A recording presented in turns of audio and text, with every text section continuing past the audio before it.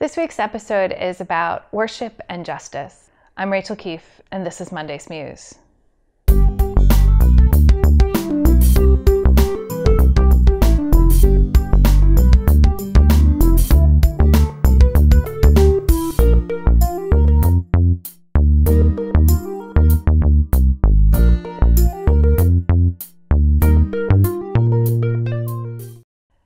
The adult Sunday school class at Living Table is reading The Last Week by Marcus Borg and John Dominic Crossan. And the chapter assigned for this week contained these words. Since God is just and the world belongs to God, worship cannot be separated from justice, because worship or union with a God of justice empowers the worshiper for a life of justice.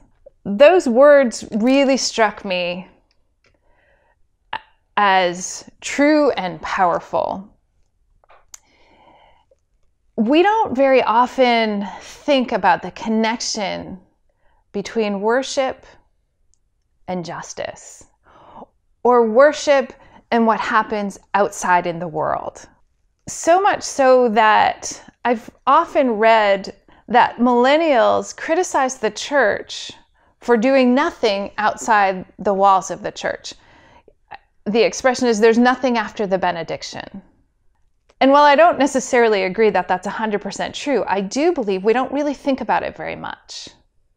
We don't think about that God being a God of the world and the world being just, and us needing to honor that, to live that out.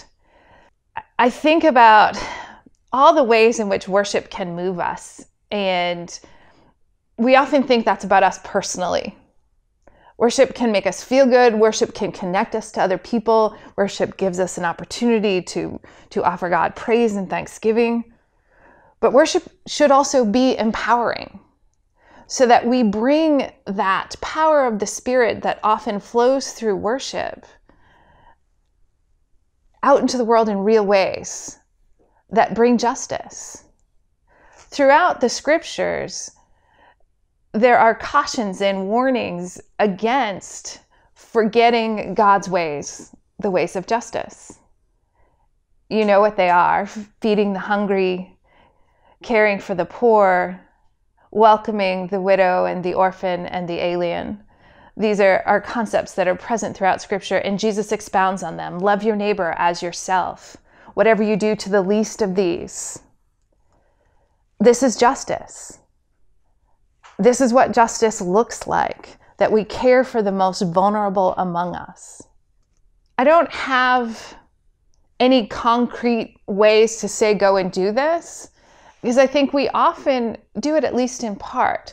What I'm asking is that we be more intentional in the connection between our worship life and our life after the benediction. That we bring that sense of community and empowerment and connection with God into our daily lives, so that those around us, their lives are improved, even in small ways.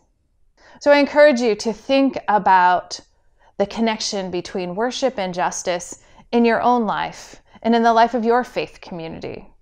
It's a good topic to think about and pray about as we go through these days of Lent. Thanks for joining us, and we'll see you next week.